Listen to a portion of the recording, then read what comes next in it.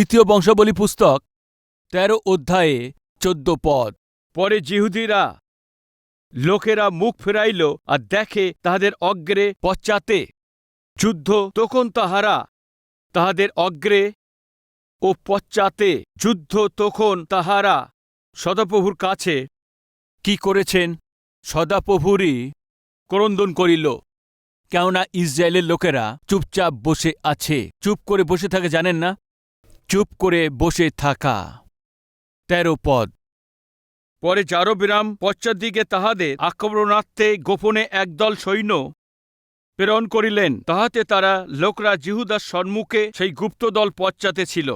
জিহুদার লোকরা যখন আগে যাচ্ছে তখন ওরা বুঝতে পারছে কি আমরা যুদ্ধ করতে যাচ্ছি এমন ভাবছি, কিন্তু আমাদের আগে আর আমাদের পশ্চাতে শত্রু আঘাত করেছেন আর আমরা মধ্যেই থেকে গেছি। পিছনে শত্রু আছে, আগে শত্রু আছে, আমরা মাঝখানেতে আছি।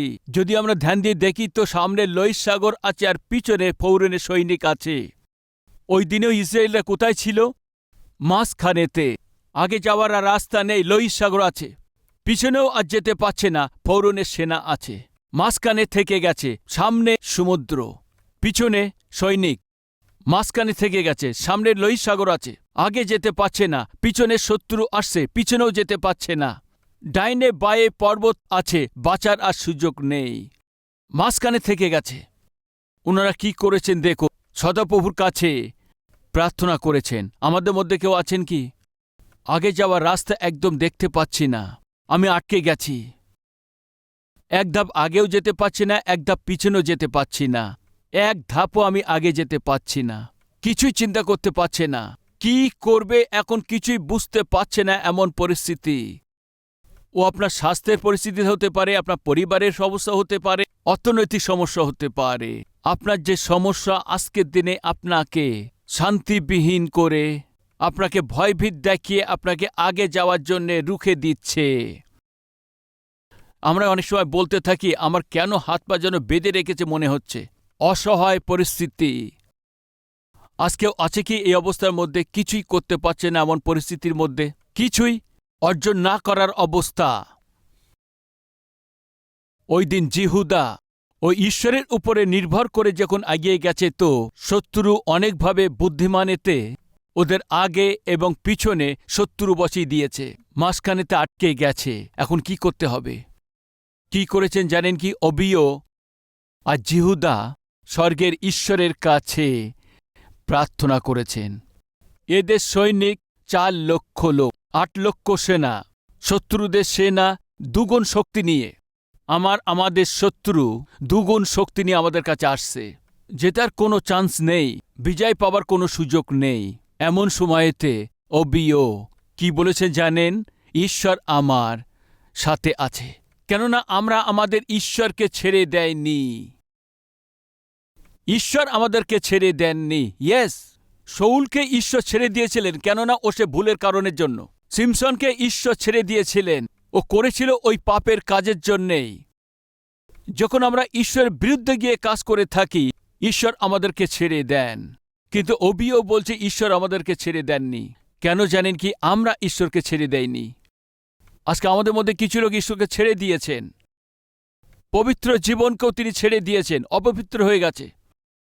ধার্মিকতা, সিদ্ধতাকে ছেড়ে দিয়েছেন, পবিত্র জীবনকেও ছেড়ে দিয়েছেন। নিজের হাতে নিজের জীবনকে নষ্ট করে দিয়েছে। আত্মিকতাকে নষ্ট করেছেন, ঈশ্বরের সহভাগিতাকে ছেড়ে দিয়েছেন, প্রার্থনাশীল জীবনকে ছেড়ে দিয়েছেন, প্রভুর উপস্থিতির সেবাতে ধার্মিকতার সামিল হওয়া ছেড়ে দিয়েছেন, পরিশ্রম করে কাজ করা ছেড়ে দিয়েছেন। সাবধান, ভালো নয়। অবিয় বলছেন ঈশ্বর আমাদের সাথে আছে। তুমি আমাদের সঙ্গে লড়ছ না, কিন্তু তুমি আমাদের সঙ্গে লড়ছ যে আমাদের সঙ্গে আছে সদা প্রভু ঈশ্বর সঙ্গে। তুমি লড়াই করছো, সাবধান। ওই দিন যখন ৮ লক্ষ সৈন্য ওদের উপরে আসছে, অবিয় ওদের থেকে ভয় পাননি। কারণ এই আছে, ও আমাদের সঙ্গে লড়ছে কি? আমাদের ঈশ্বরের সঙ্গে তিনি লড়ছে। আমাদের ঈশ্বরের সঙ্গে যুদ্ধ করে আজ পর্যন্ত কেউই জয়ী হয়নি। এমন সে সাহস নিয়ে ও যুদ্ধ করতে এসছে। কিন্তু যুদ্ধ করতে আসার পরে পরিস্থিতি কিছু বিপরীত দেখা গিয়ে কেননা এই বলতেই যারোবাম শক্তিশালী জিহুদিয়েকে ঘাতে বসিয়ে দিয়েছেন। ঘাতে বসিয়ে দেওয়ার মানে লুকিয়ে মারা। লুকিয়ে মারা সহজ আছে। আপনি এই অবস্থায় আপনি সোজা রাস্তাতে চলছেন, পাশে একটা গলি আছে, ওখানে একটা দেওয়াল আছে। এই সোজা রাস্তা দিয়ে যাওয়ার সময়তেই আর ওখানে যে গলিতে আছে, যদি কেউ সোজা এসে আপনাকে মারে তো আপনি বাঁচতে পারবেন না। এই আছে লুকিয়ে মারা। আপনি সাবধানে ছিলেন না, আপনি কোনো ভাবেননি যারোবাম এই করেছেন, ও কোনো ভাবেননি এইভাবে ছিলেন। ঘাতকেরদের দ্বারায় এরা মারবে ভেবেছিল, পরিকল্পনা করে। এই বিষয়ে অবিয় এবং জিহুদা তা বুঝতে পেরেছেন, আঘাত করেছেন আমাদের সবাইকে নষ্ট করার জন্য। উনি কি করেছে জানেন কি? ঈশ্বরের কাছে প্রার্থনা করেছেন। অবিয় জিহুদাদের লোক ঈশ্বরের কাছে কি আছে এখন দেখুন। পরে জিহুদার লোকরা মুখ ফিরিয়া আর দেখে তাদের অজ্ঞের ও পশ্চাদের যুদ্ধ। তখন তারা সদবুর কাছে ক্রন্দন করিল এবং যাজকরা তুরি বাজাইল। পরে জিহুদার লোকরা রণনাদ করিয়া উঠিল। তাহাতে জিহুদার লোকদের রণনাদকালে ঈশ্বর অবিয় ও জিহুদার সম্মুখে যাহাবিরামকে সমস্ত ইসরায়েলকে আঘাত করিলেন। তখন ইসরায়েল সন্তানগণ জিহুদার সাক্ষাতে পলায়ন করিল এবং ঈশ্বর উহাদিওকে তাদের হস্তে সমর্পণ করিলেন। এই কাজকে ঈশ্বর করে দিয়েছেন। আত্মিক ভাই ও বোন, আপনার যুদ্ধ ঈশ্বরের কাছে সমর্পণ করাতে ঈশ্বর আপনার পক্ষে হয়ে যুদ্ধ করবে, কথা সত্য আছে। ওই দিন অবিয় সেনা অর্ধেক ছিল, যারোবিরামের সেনা ডবল ছিল। তারপরে যারোবিরাম জিততে পারেনি, কারণ জানেন কি? অবিয়ের সাথে ঈশ্বর ছিলেন। কেন ঈশ্বর অবিয়ের সাথে ছিলেন জানেন কি? সিদ্ধতায় জীবন কাটিয়েছে। ঈশ্বর আপনার সাথে থাকুক, এটা আপনি চান কি? সিদ্ধতায় চলুন। ঈশ্বর আপনার পক্ষে লড়াই করে আপনাকে বিরুদ্ধে যে যাচ্ছে সেই সেনাকে, বিরুদ্ধে যাচ্ছে সেই লোকদেরকে, বিরুদ্ধে যাচ্ছে সেই সমস্যাকে, বিরুদ্ধে উঠেছে সেই ঝড় এবং তুফানকেই সরিয়ে দিক আশা করছেন কি? তো ঈশ্বরের সাথে থাকতে হবে। ঈশ্বর আপনার সাথে থাকতে হয় তো ওনার দৃষ্টি আপনার প্রতি থাকতে হবে। 16 অধ্যায়ে 9 পদেতে, কেননা সদাপ্রভুর প্রতি যাহাদের অন্তঃকরণ একাগ্র, তাহাদের লক্ষ্যে আপনাকে বলবান দেখাইবার জন্য তাহার চক্ষু পৃথিবীর সর্বত্র ভ্রমণ করে। এই বিষয়ে আপনি অজ্ঞানের কার্য করিয়াছেন। কত সুন্দর কথা আছে। আপনি আমাকে বলবান করার জন্য, আপনার আমাকে সুস্থির করার জন্য, আপনার আমাকে উঁচু করার জন্য, আপনার আমার চেষ্টাকে সফলতা করার জন্যে সদাপ্রভু দৃষ্টি ফিরতে হবে। কিন্তু কার উপর দৃষ্টিপাত করে? যে অন্তঃকরণে একাগ্রতায় জীবন কাটায়। পিতরের প্রথম পত্রিকায় 3 অধ্যায় 10 পদ, যে ব্যক্তি জীবন ভালোবাসিতে চায় ও মঙ্গল দিন দেখিতে চায়, সে মন্দ হইতে আপন জিহ্বাকে, ছলনার বাক্য হইতে আপন ওষ্ঠকে নিবৃত্ত করুক। আপনি ভালো দিন দেখতে চাইছেন কি? প্রত্যেকে হাত দেখাচ্ছেন। আমি এই বছরেতে আমি ভালো দিন দেখতে চাইছি, আমি শুভ দিন দেখতে চাইছি। আশা করছে যারা হাত দেখাবেন। তবে শুনুন, ঈশ্বর বাইবেলেতে বলেছে আপনার জিহ্বাকে নিবৃত্ত করুন। কি লেখা আছে? আমি সবকিছু ঠিক রাখতে পারি, কিন্তু জিভকে, যাকে আমি কন্ট্রোল করতে পারি না। ব্রাদার, কি কন্ট্রোল করতে পারি না? জিভকে কন্ট্রোল করতে পারি না। আজকে বহু পরিবারে ভাঙার কারণ আজকে জোর করে বলুন, মন্দ করে যে জীবের কারণ। যে এই জীব ঠিক করতে হবে। আপনি বলুন আর কি, জীবের কারণে অনেক পরিবারকে ভেঙে যাচ্ছে। আপনার পরিবারের নষ্ট হয়ে যাবার কারণ জীবই আছে। আজকে আপনার চাকরিতে সমস্যা পড়ার কারণ জীবেরই কারণ আছে। আজকে আপনি সেবাতে ব্যবহৃত হতে পারছেন, এর কারণ জীব ঠিক নেই। এই জন্যেই উপযুক্ত পাত্র হিসাবে সেবা কাজে আপনি বাড়তে পারছেন, এর কারণ আপনার কথা ঠিক নেই। জন্য আপনি ভালো দিন দেখার জন্য আশা করছেন কি? ভালো ভবিষ্যৎকে দেখার জন্য আশা করছেন কি? আপনি ভালো আশীর্বাদ দেখতে চাইছেন কি? আপনি ভালো সফলতা দেখতে চাইছেন কি? আপনি যে করছেন কাজেতে ফলকে, প্রতিফলকে আপনি দেখতে চান, তাহলে বাইবেল বলে থাকে আপনার জীবকে মন্দ থেকে নিবৃত্ত থাকুন। এই জন্য কি 12 পদেতে কেননা ধার্মিকগণের প্রতি প্রভুর চক্ষু আছে, তাহাদের বিনতির প্রতি তাহার কর্ণ আছে, কিন্তু প্রভুর মুখ দুরাচারদের প্রতিকূল। কিন্তু প্রভুর মুখ দুরাচারদের প্রতিকূল। আর যদি ঈশ্বর আপনাকে দেখতে হয় তো আপনার প্রার্থনা শুনতে হয় তো এর উপায় হচ্ছে ধার্মিকতায় জীবনযাপন করা। ওবিও ধার্মিকতায় জীবনযাপন করেছে, সিদ্ধতায় চলাফেরা করেছে, রাজা রূপে শাসন করার পরেও ঈশ্বরের ইচ্ছা অনুযায়ী জীবনযাপন করেছেন। দুঃখ এসছে, শত্রুরা এসছে, দুগুণ শক্তি নিয়ে এসছে, আঘাত করেছেন, জীবনে মেরে ফেলার ধমকও দিয়েছেন। এর সব কিছুর মধ্যে ওবিও জিহুদা কার উপর নির্ভর করেছেন জানেন কি? যে তাকে সেবা করেন, ঈশ্বরের সাহায্য নিয়েছেন। প্রিয় ভাই ও বোনেরা, আপনার আত্মিক যাত্রাতে আপনার চাইতে শক্তিবান, আপনার চাইতে বলবান লোক আপনার সঙ্গে মিলতে পারে। আত্মিকভাবে সে বলবান হতে পারে, শারীরিকভাবে শক্তিশালী হতে পারে, বুদ্ধিতে সে শক্তিশালী হতে পারে, ওর অবস্থা আপনার চাইতে অনেক শক্তিশালী হতে পারে, পদবিতে, পোস্টে, উন্নতিতে শক্তিশালী হতে পারে। আপনার আর আপনার যা কিছু আছে তা থেকে ঠকিয়ে নিয়ে আপনাকে লুট করার চেষ্টাতে থাকতে পারে, আপনাকে সবকিছুতে খালি করতে পারে, কিন্তু আপনার উপরে সেই বিশ্বের উপরে শাসন করা সেই রাজাদের রাজা থাকাতে আপনাকে কেউই ছুতে পারবে না। এ বাইবেল বলে দেয়, ওনার আজ্ঞা ছাড়া আপনার মাথার একটি চুলও পড়বে না। ওবিও বিশ্বাস করেছে। জারোবামের সেনাদেরকে দেখে ভয় পাননি। কেন ভয় পাইনি একথা বলতে? আমার সাথে ঈশ্বর আছে। এই বিশ্বাস অতি উত্তম আছে। আমাদের মধ্যে কত লোক বলতে পারবে ঈশ্বর আমার সাথে আছেন, ঈশ্বর আমার সঙ্গে আছেন? প্রিয় ভাই ও বোনেরা, এই ভরসা, এই বিশ্বাস, ঈশ্বর আমার সঙ্গে আছে, এই বিশ্বাস পাহাড়ের মতো শক্তিকে দিয়ে দেয়, বড় সাহস দিয়ে দেয়। ওবিও কম সেনাদের সঙ্গে গিয়েছে ভাই।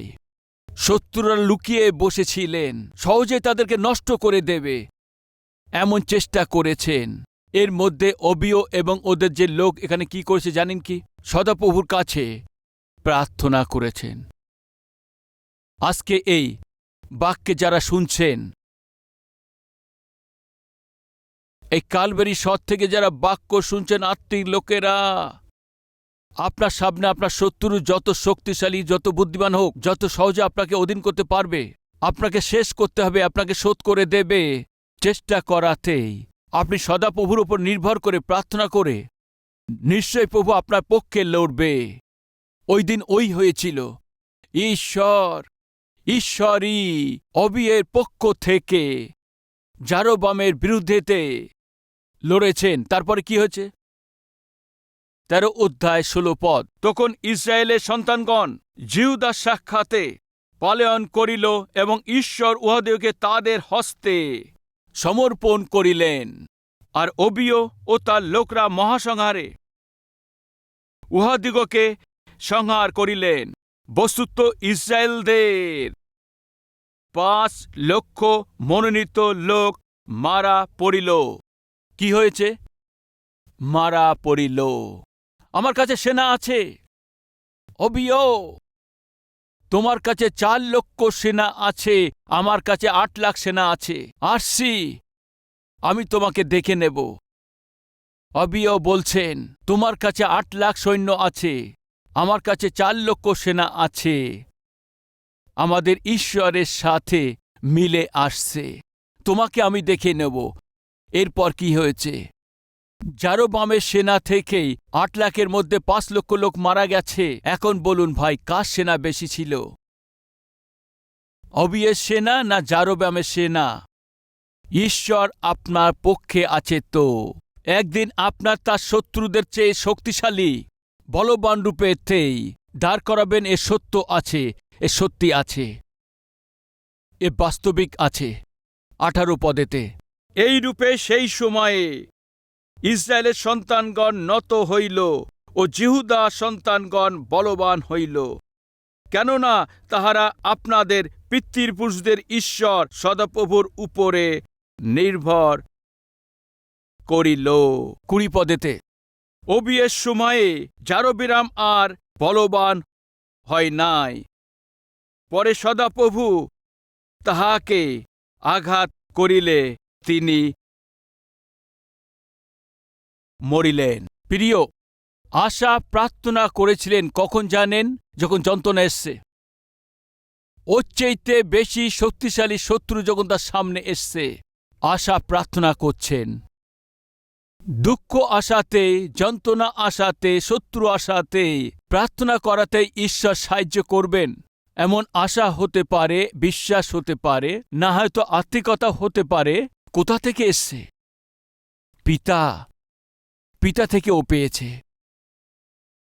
আশার প্রার্থনা জীবন কোথা থেকে পেয়েছেন? ওর পিতার কাছ থেকে পেয়েছেন। পিতা, মা, কি শেখাচ্ছেন আপনার বাচ্চাদেরকে? আমরা কি শেখাতে পেরেছি বাচ্চাদেরকে? তিমথিকে দেখে পৌল বলেছেন, তিমথিও, তোমার বিশ্বাসকে দেখতেই, তোমার আত্মিকতাকে দেখে আমি কত আনন্দিত হই জানেন কি?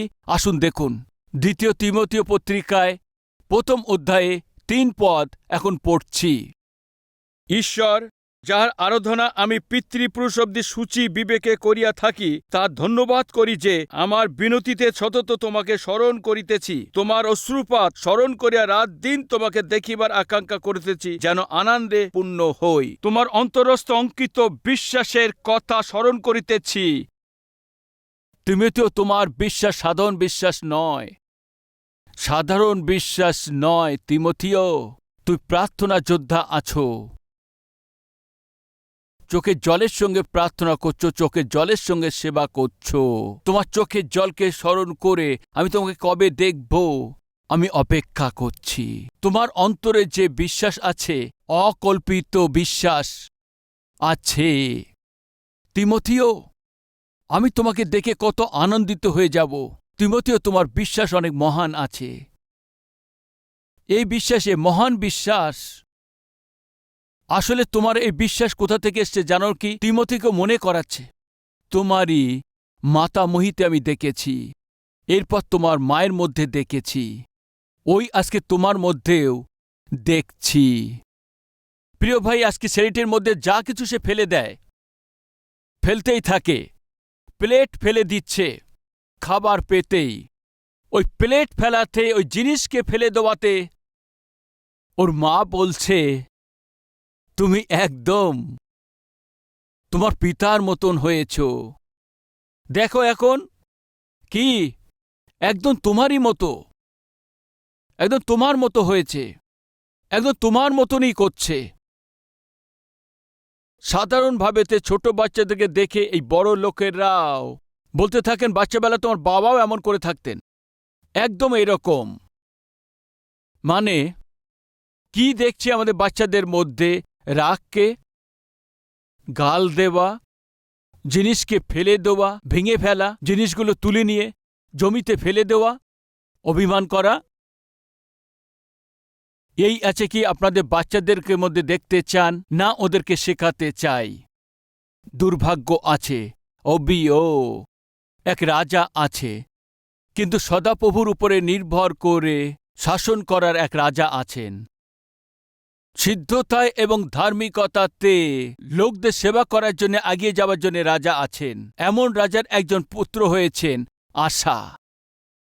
পিতার সমানে উনি তা শাসন করেছেন, পিতার সমান তিনি লোকদেরকে সেবা করেছেন, পিতার সমান তিনি কাজ করেছেন।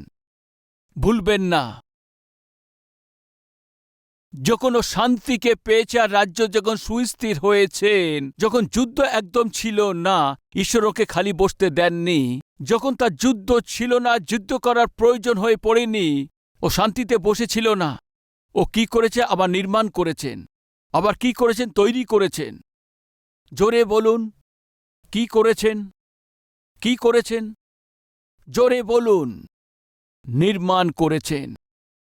আমি জানি না এই সংসারে যখন করোনার মধ্যে দুঃখ এসছে, April, May, June, July, August, September, October, November, এই 7 মাসেতে করোনার জন্যেই দুঃখের সময়ে সবকিছু লকডাউন হওয়ার পর চার্চ যখন খোলার মতো পরিস্থিতি ছিল না, পুরো বিশ্বতে কোনো দেশেতেও এক মণ্ডলী তৈরি করার জন্য নির্মাণ হয়েছে, দেখেছেন? আপনি শুনেছেন? আমেরিকাও হতে পারে, অস্ট্রেলিয়া হতে পারে, আফ্রিকাও হতে পারে, আন্টার্কটিকা হতে পারে, পুরো এশিয়ার মধ্যে এই করোনার সময়েতে কোনো দেশেতে মণ্ডলী তৈরি হতে দেখেছেন কি আপনি? কালভারি টেম্পলেতেই সম্ভব হয়েছে। কেন সম্ভব হয়েছে? ইয়েস, আমাদের কালভারি টেম্পলে বিশ্বস্তা আছে। করোনায় কষ্টকালেও তখন সেবা রুখে যায়নি, প্রার্থনা বন্ধ হয়নি, সেবা বন্ধ হয়নি, এইভাবে চার্চের নির্মাণও বন্ধ হয়নি। আশা ওই করেছেন। যুদ্ধ ছিল না, লড়ার প্রয়োজন ছিল না, কিন্তু উনি তার দেশকে নির্মাণ করেছেন। ঈশ্বর ওকে যে দায়িত্ব দিয়েছিলেন আর শাসনকে অনেক সাবধানেতে সে করেছেন। উনি কি করেছেন? নগরকে তৈরি করেছেন। শুধু তাই না, না দাঁড়িয়ে ওই দেশকে রক্ষার জন্য, ওই নগরকে রক্ষার জন্য যা ও দরকার এমন সেনাদেরকে উনি তৈরি করেছেন।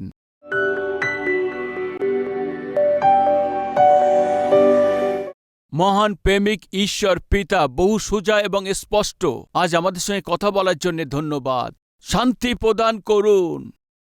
অবিয়োকে বিজয় দিয়েছেন, ওর পুত্র আশাকেও বিজয় দিয়েছেন। আমাদেরকে জয় দিন পিতা, আমাদের পরিবারের বিষয়তে বিজয় দিন, আমাদের ব্যবসাতে জয়ী হতে দিন পিতা, সেবাতে মণ্ডলীতে আমাদেরকে বিজয় দিন পিতা, পড়াশুনো লেখাতে আমাদেরকে বিজয় দিন, কাজেতে বিজয় দিন, পরিবার এবং তার বাচ্চাদেরকে লালন পোষণতে, বাচ্চাদেরকে ভয় ভক্তিতে আপনাকে শিক্ষা দেওয়াতে, আপনার প্রেমকে দেখানোর জন্য, পরিশ্রমে দিয়ে সেবা কাজকে করার জন্য আমাদেরকে শক্তি দিন, ধৈর্য দিন। শত্রু শয়তান আনন্দিত না হতে পারে। প্রভু আমাদের সবাইকে আপনার দয়াতে ভরে দিয়ে, আপনার অনুগ্রহতে পূর্ণ করে, আপনার আত্মাতে পূর্ণ করে, আপনার সত্যতে ভরে দিয়ে পিতা আমাদেরকে জয়বন্ত করুন পিতা। এই সময় যারা প্রার্থনা করছে প্রত্যেককে দর্শন দিন পিতা। যীশুখ্রিস্টের নামেতে চাইছি পিতা, আমেন।